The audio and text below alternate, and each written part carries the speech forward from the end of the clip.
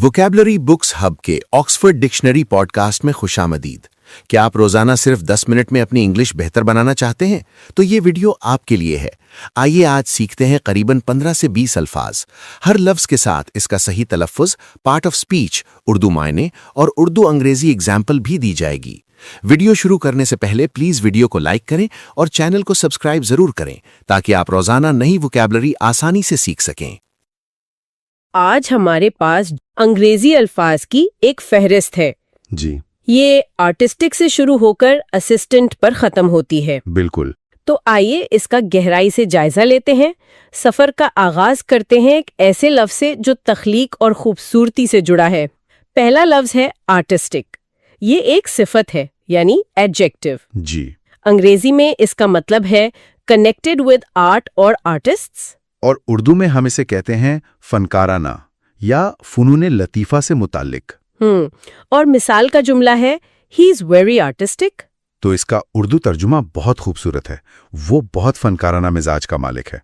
अच्छा, मिजाज का मालिक ये सिर्फ फनकार है से बहुत बेहतर है। बिल्कुल, ये उसकी शख्सियत के पहलू को उजागर करता है ना? सही कहा।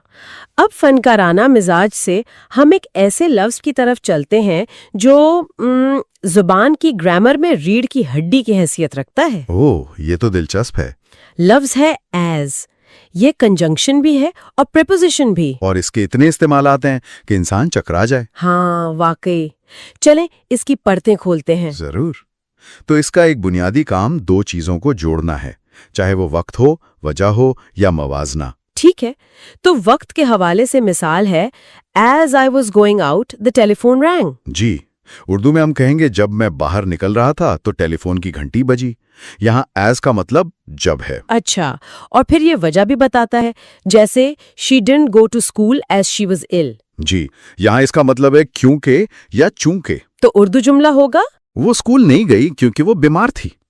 देखें, लफ्ज वही है एज, लेकिन स्याक व सबाक बदलते ही उसका उर्दू मुतबादिल बदल गया। बिल्कुल, यही वो बारीकी है जिसे समझना जरूरी है। और बात यही खत्म नहीं होती। नहीं, बिल्कुल नहीं। ये तरीका या अंदाज भी बताता है प्लीज डू एज आई से, यानी बेराए मेहरबानी वैसा ही करें जैसा मैं कहता हूँ। और फिर किसी का किरदार या ओहदा बताने के लिए भी इस्तेमाल होता है। हाँ, जैसे she works as a secretary for a big company, जिसका तर्जुमा है वो एक बड़ी कंपनी में सेक्रेटरी की हैसियत से काम करती है। तो इसमें एक ताल्लुक, एक मुवाजने का उनसर है ना? जी, और जाहिर है बराह रास्त मुवाजने वाले जुमले भी हैं, जैसे he is not as tall as his father. बिल्कुल, वो अपने बाप जितना लंबा नहीं है। और एक और मिसाल, I haven't got as many clothes as you have. मेरे पास इतने कपड़े नहीं हैं जितने तुम्हारे पास हैं। ये वाकई एक गहरा जायजा था। इससे एक छोटे से लफ्ज को समझना अंग्रेजी जुमलों की साख्त को समझने के बराबर है। सही। अच्छा, अब जरा कुछ ठोस अल्फाज की तरफ आते हैं। हमारी फहरिस्त में अगले कुछ अल्फाज एक दूसरे से जुड़े हुए हैं। अच्छा। पहला है ऐश। ये एक इस्म यानी नाउन, मतलब The grey powder that is left after something has burnt. Urdu में सीधा सा मतलब है राख। जैसे मिसाल दी गई है सिगरेट ऐश, यानी सिगरेट की राख। जी। और जहां राख हो वहां ऐशट्रे भी होती है। ये भी एक नाउन है, मतलब a small dish for cigarette ऐश। उर्दू में यानी राखदान। ये दोनों अल्फाज बहुत सादा हैं।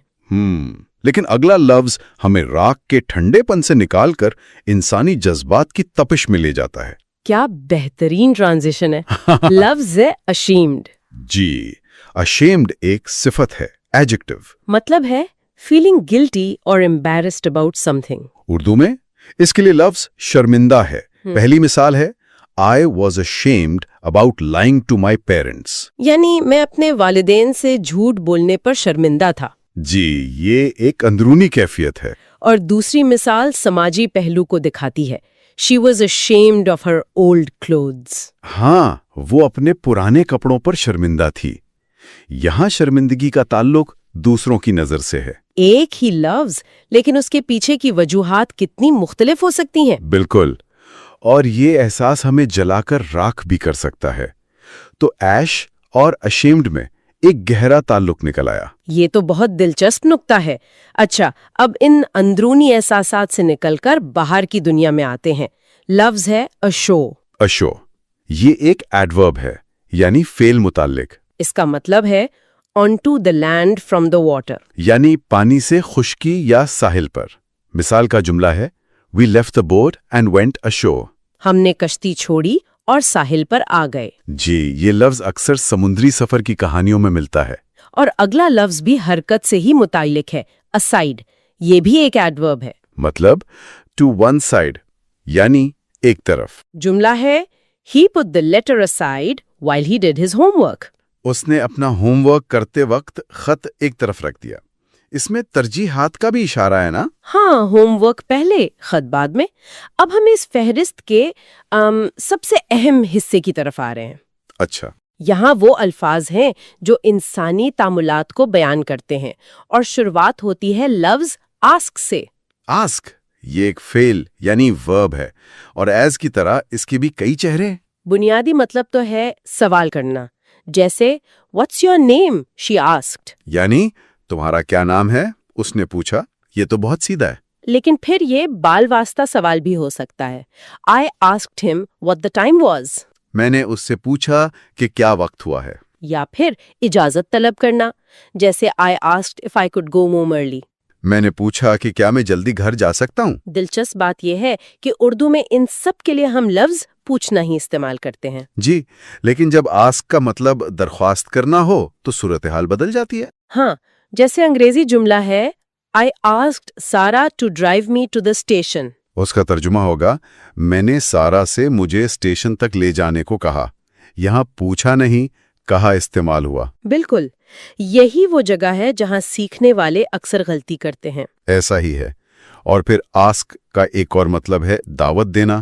Mark has asked me to a party on Saturday. یعنی مارک نے مجھے ہفتے کو ایک دعوت پر مدعو کیا ہے. یہاں تو معنی بالکل ہی بدل گئے. جی اس کے علاوہ اس سے جڑے کچھ محاورے بھی ہیں. آسک فار somebody جس کا مطلب کسی کو بلانا ہے، جیسے phone per phone this number and ask for Mrs green. یعنی اس نمبر پر فون کریں اور مسز گرین کو بلائیں. اور دوسرا محاورہ ہے آسک فار سم تھنگ یعنی کوئی چیز مانگنا. مثال ہے ہی asked his parents for a computer یعنی اس نے اپنے والدین سے کمپیوٹر مانگا. تو ایک لفظ آسک سوال، اجازت، درخواست، دعوت اور مانگنا سب کا احاطہ کرتا ہے. آسک کے بعد جو کہ ایک ذہنی عمل ہے ہم ایک جسمانی حالت کی طرف آتے ہیں. لفظ ہے اسلیپ. اسلیپ یہ ایک ایڈجیکٹو ہے، مطلب سلیپنگ. اور اس کا متضاد ہے اویک یعنی جاگتا ہوا. جملہ ہے The baby is asleep in the bedroom. Urdu میں بچہ خوابگاہ میں سویا ہوا ہے. ویسے خوابگاہ کافی رسمی لفظ ہے نا؟ عام بول چال میں تو سب بیڈ روم ہی کہتے ہیں. ہاں جی بالکل، زبان ایسے ہی زندہ رہتی ہے. اس سے جڑا ایک عام محاورہ بھی ہے فال اسلیپ، جس کا مطلب ہے سو جانا. مثال He fell asleep in front of the fire. وہ آگ کے سامنے سو گیا. نیند کے پرسکون عالم سے نکل کر اب ہم تجزیے کی دنیا میں داخل ہوتے ہیں. لفظ ہے ایسپیکٹ. ایسپیکٹ یہ ایک اسم ہے، مطلب One of the parts of a situation, problem, subject, etc. Urdu میں ہم اسے پہلو یا حصہ کہتے ہیں. جی، یہ کسی بھی پیچیدہ موضوع کو چھوٹے حصوں میں توڑنے کے لیے استعمال ہوتا ہے. مثال بہت اچھی ہے. Spelling is one of the most difficult aspects of learning English. انگریزی سیکھنے کے مشکل ترین پہلوؤں میں سے ایک ہجے ہیں. اور جب سیکھنے کے مشکل پہلوؤں کی وجہ سے سر میں درد ہو جائے تو اگلا لفظ کام آتا ہے. مسکراتے ہوئے کیا خوب جوڑا ہے. لفظ ہے ایسپرین. ایسپرین ایک اسم ہے، a common drug that reduces pain and fever. یعنی درد دور کرنے والی دوا ایسپرین. جی جملہ I took 2 aspirins for my headache. میں نے اپنے سر درد کے لیے 2 ایسپرین لی. اب ہم اس فہرست کے سب سے سنجیدہ اور تاریک الفاظ کی طرف بڑھ رہے ہیں. پہلا لفظ ہے assassinate. یہ ایک ورب ہے.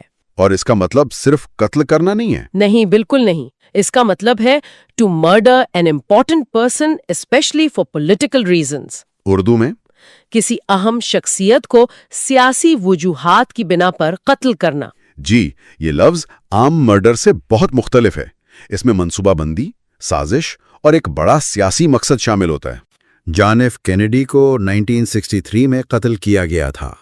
ہم یہ نہیں کہیں گے کہ ان کا مرڈر ہوا، ہم اساسینیٹ ہی استعمال کریں گے۔ بالکل، اور اسی فعل سے اسم بنتا ہے اساسینیشن، یعنی سیاسی قتل۔ جی۔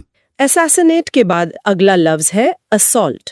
یہ بھی حملے سے متعلق ہے، لیکن اس کا دائرہ کار بہت وسیع ہے۔ یہ ورب بھی ہے اور ناؤن بھی۔ فعل کے طور پر اس کا مطلب ہے ٹو اٹیک somebody violently، یعنی کسی پر شدتلی حملہ کرنا۔ مثال، He assaulted a policeman، یعنی اس نے ایک پولیس والے پر حملہ کیا۔ اور اسم کے طور پر بھی اس کا مطلب حملہ ہی ہے۔ جی، مثال ہے an assault on an old lady۔ ایک بوڑھی خاتون پر حملہ۔ تو assassinate کے برعکس assault کا شکار کوئی بھی ہو سکتا ہے، اور اس کے پیچھے سیاسی مقصد ہونا ضروری نہیں۔ یہی اہم فرق ہے۔ لفظ ہے اسمبلی، ایک اسم۔ اس کا مطلب ہے a group of people who meet together for a particular purpose۔ یعنی ایک اجلاس یا assembly.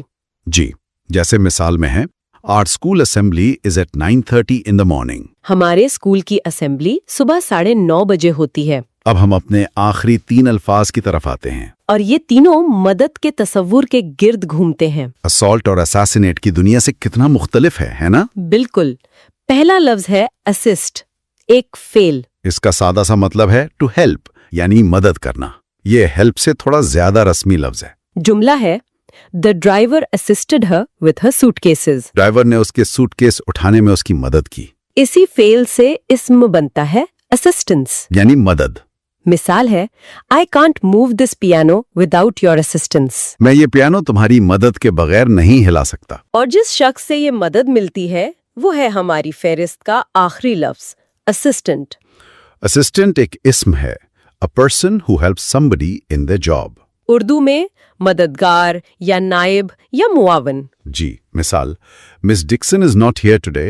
Would you like to speak to her assistant؟ Miss Dixon آج یہاں نہیں ہے، کیا آپ ان کے معاون سے بات کرنا پسند کریں گے؟ اس کے علاوہ شاپ اسسٹنٹ جیسی ترکیب بھی عام ہے۔ یعنی دکان کا ملازم۔ تو ہم نے اسسٹ مدد کرنا، اسسٹنس مدد اور اسسٹنٹ مددگار کو دیکھا۔ بالکل، اور یہ بہت دلچسپ ہے کہ ہماری آج کی گفتگو کا اختتام مدد پر ہو رہا ہے۔ اور اسی کے ساتھ ہماری یہ فہرست ختم ہوتی ہے۔ امید ہے کہ آج کی ایپیسوڈ سے آپ نے کئی نئے الفاظ اور ان کا درست استعمال سیکھا ہوگا۔